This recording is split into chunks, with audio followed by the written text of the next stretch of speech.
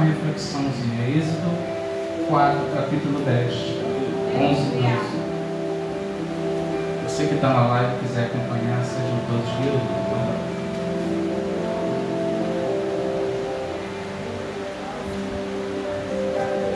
Queridos, Deus quando chama um homem, quando eu falo homem, é todo o gênero, para a sua obra, para fazer essa vontade, nós temos que tentar fazer o nosso melhor sempre para Ele. E muitas das vezes a gente pensa que a gente é incapaz de fazer algo por Senhor. Só que deixa eu te dizer, Deus conhece o nosso intelecto. Deus Ele deu intelecto, inteligência, sabedoria a cada um de nós. Para um Ele dá mais, para um Ele dá menos. Mas quando Deus chama uma pessoa, Ele se responsabiliza, porque Ele já sabe lá no futuro o fruto que ela dará. Mas há uma barreira. E essa palavra de Paulo, que Paulo se entregou de uma maneira tão forte na sua conversão, né? Porque ele era perseguidor. Ele passou de perseguidor a ser um grande homem de Deus. Tanto Paulo como todos os profetas, principalmente Moisés. Mas Moisés me chama muita atenção. Por quê? Porque Moisés, quando a gente vai estudar a história dele, esse homem ele é muito inteligente. Depois de Faraó, ele é um dos príncipes do Egito. Ele é dotado em toda a ciência do Egito e conhecimento que nós possamos imaginar. Moisés foi criado para servir o Egito depois do Faraó perdesse o trono, porque ele era um dos príncipes. Então Deus, quando chama ele, Deus conhece quem é ele. E Deus sabe qual foi a sabedoria que colocou em seu coração.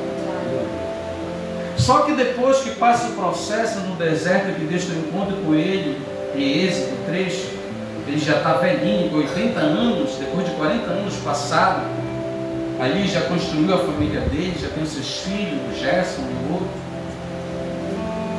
a sua mulher Zípora, o seu sogro Jetro, e Deus se revela para ele na sarça ardente. Deus mostra milagres muito fortes para Moisés. E aqui nesse versículo, Moisés vai mostrar ao Senhor a sua pequenez.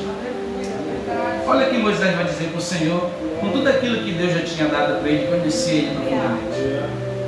No entanto, argumentou Moisés a Yahvé: perdão, ó meu Senhor.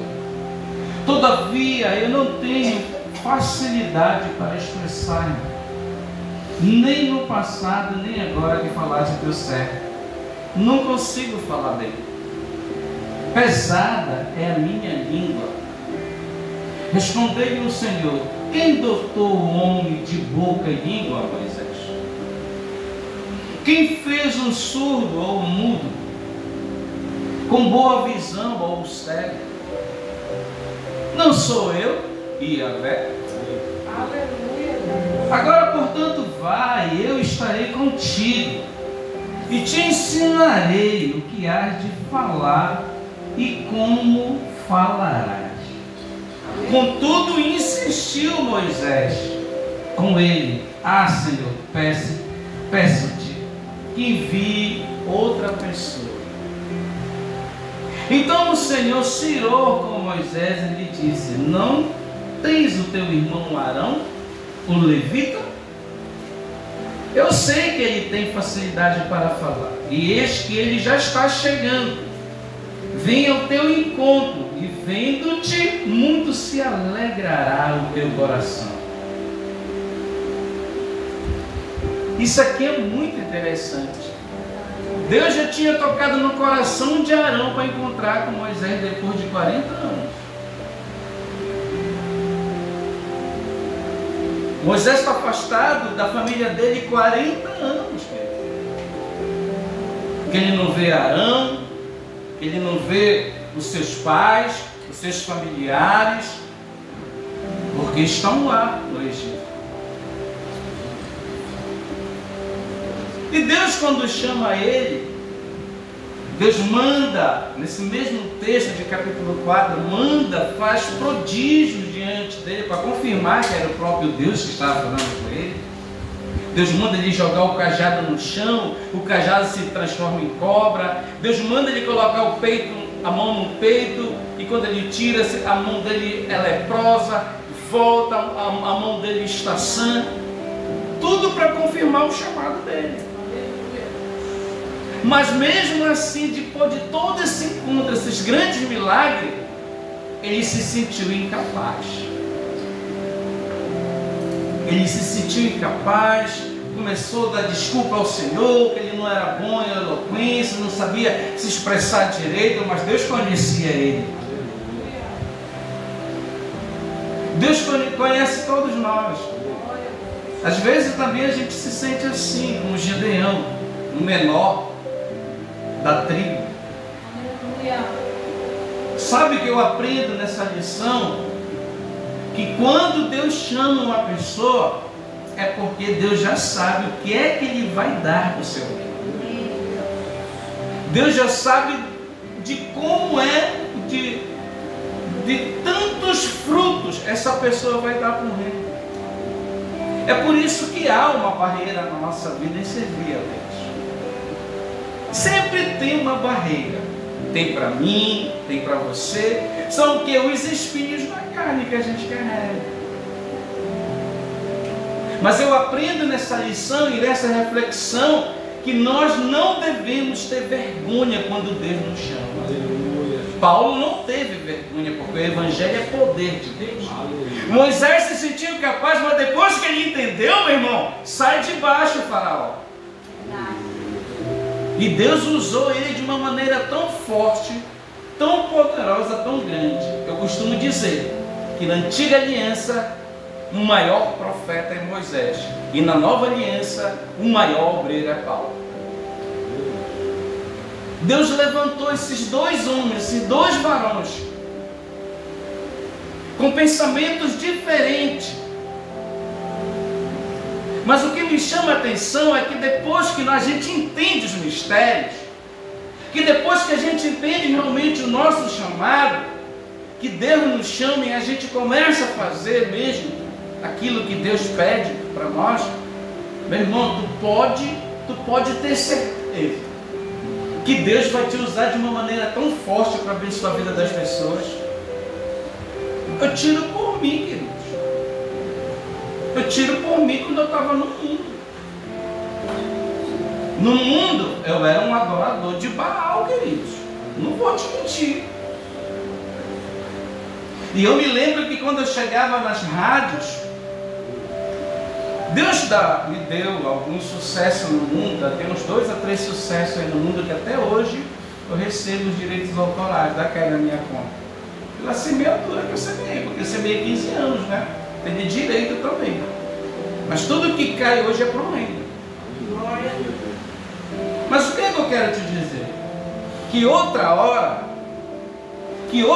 lá no mundo, fazendo a vontade de Baal, eu chegava lá com os meus amigos, os DJs de aparelhagem, ali com o Edilson,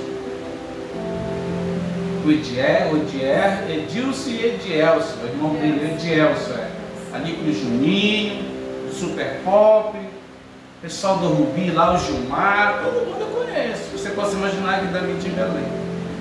Das rádios, ali na RBA, na Liberal, todo mundo eu conheço os programadores. Então, o que eu quero te dizer?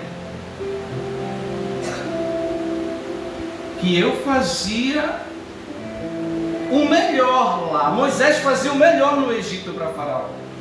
Eu também fazia o melhor para Faraó no Egito, quando eu estava no Egito. Mas que quando eu me converti, nós temos que fazer com uma proporção muito maior ainda. Paulo fez isso. Moisés fez isso depois que entendeu o mistério de Deus. E na nossa vida tem que ser assim. Nós temos que fazer muito mais, muito mais. É interessante. Levava as músicas lá nos estúdios com os DJs. Eles falavam: Luiz, essa aqui vai estourar hoje. Já era perto de Deus me chamar para a sua obra. Agora, Luiz, essa aqui é uma bala. A gente falava de bala quando a música é boa. Essa aqui vai arrebentar, Luiz. Essa música tá linda. Aí chegava na rádio, eles batiam. Tocava, a música não acontecia. Já era perto da minha conversão. Deus não deixou mais nenhuma música ser sucesso. Não deixou mais, querido. Essa é a primeira vez que eu conto aqui. Deus está mandando falar. Aí o Edilson falou uma vez para mim, do Mega Príncipe: Luiz, eu não sei o que acontece, cara. A tua música é muito boa, a letra é linda, a música está bem produzida, mas não vai, cara. Não vai, a gente toca, não vai.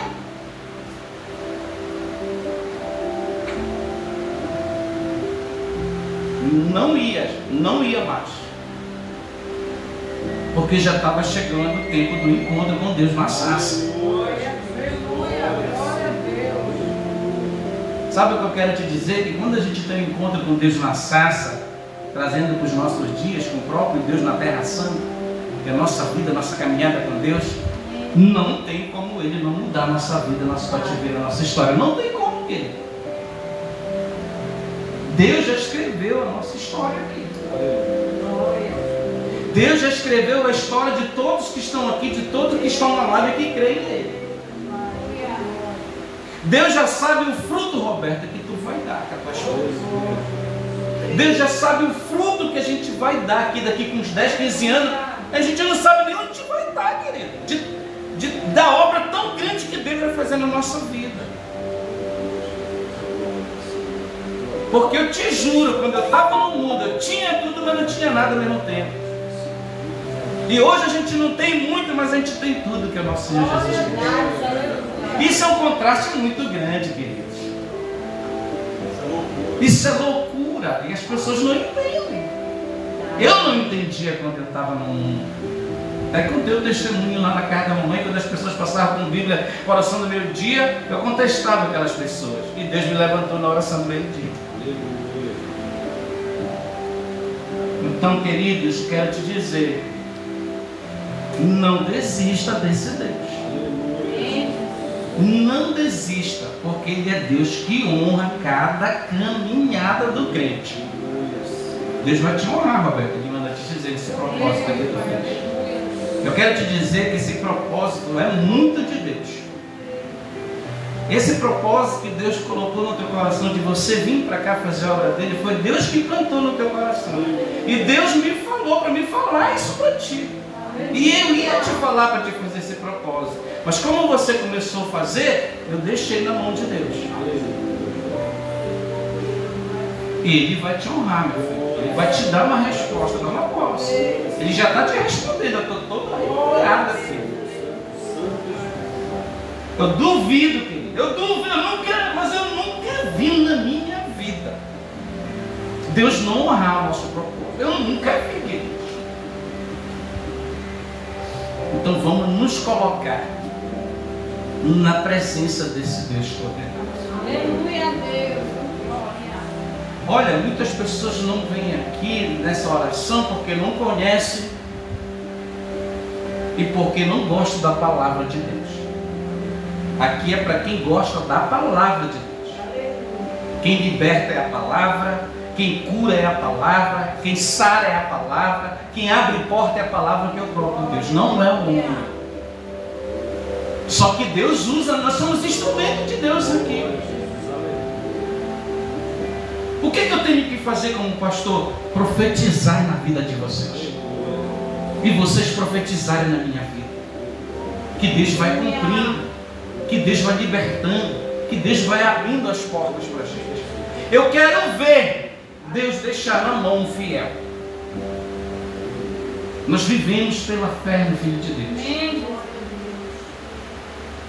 E que possamos acreditar cada dia, não importa a circunstância, não importa a luta. Ontem foi um dia muito especial para mim. Deus me surpreendeu na casa da minha mãe. Não tinha onde colocar a gente. Então eu falei para ela: mãe, tem que colocar uma central aqui. É muito quente, porque é muita gente, né? O povo se une, nós somos tudo gordinhos, nós estamos tudo gordinhos, né? Aí é mais unção, é mais calor, né? Mas vamos ter que colocar. Entendeu? E aquela sala Deus deu para a mamãe para isso, vocês sabiam disso? Ela fez aquela sala já pensando no mistério lá, na tarde de louvor, que ela faz uma vez por mês lá. Aí varou os meus amigos lá, o presbítero varou lá com a sua esposa. Fiquei muito feliz de ver o presbítero lá. Se abraçou lá, foi uma bênção. Até convidei ele para ele retornar ao ministério. Ele vinha domingo já afiado para ele pregar. Ele é fome, entendeu? Mas é desses que eu gosto, do cara que tem sede de Deus. O cara que é apaixonado por Jesus, está entendendo? Então nós temos que ser apaixonados por Jesus, querido. Se a gente não for apaixonado por Jesus, a gente não faz a obra. Nós temos que amar o nosso Deus, valorizar tudo que Ele faz na nossa vida, porque tudo é dele. Agora uma coisa eu te confesso, essa live aqui alcança mais de 3.000 pessoas. Você vem aqui ministrar, louvar, as pessoas estão te assistindo lá nos Estados Unidos, em Moçambique, na África, lá para o sul do Pará, os meus amigos, o pessoal de Cametá, todo mundo assiste a live aqui do ministério, em Mocajuba. Então é muitas pessoas que te assistem aqui, querido, quando você vem. E o foco do ministério é pregar a palavra de Deus, alcançar as vidas. E o crescimento aqui é Deus que vai dar, é Deus que levanta a obra, não é nós. É só a gente estar unido em oração, é Ele que vai trazendo, é Ele que vai levantando a obra dele. E porque é difícil, aqueles que vêm numa oração dessa são tremendamente abençoados. As maiores bênçãos na minha vida foi na oração do meio-dia que Deus me deu. Deus me deu meu carro, a minha casa, tudo que tem aqui foi Deus que me deu na obra da oração do meio-dia. Porque Deus é fiel, é um horário de sacrifício. Olha, o Roberto vem lá da Doca. Da Doca até chegar aqui é uns 27 quilômetros, eu acho, por aí. Ele atravessa daqui para o interior, aqui perto. Ele vem praticamente lá de Benfica para cá. Ele vem lá da Doca, ele mora lá na Vandecoque, ele vem de lá, ó. Ele vem de lá para chegar aqui para honrar o Senhor. Eu acho que Deus não vai honrar ele? Hein? Quanto maior o sacrifício, também maior a bênção. Aleluia. Mas é um sacrifício de louvor, não é sacrifício de tolo.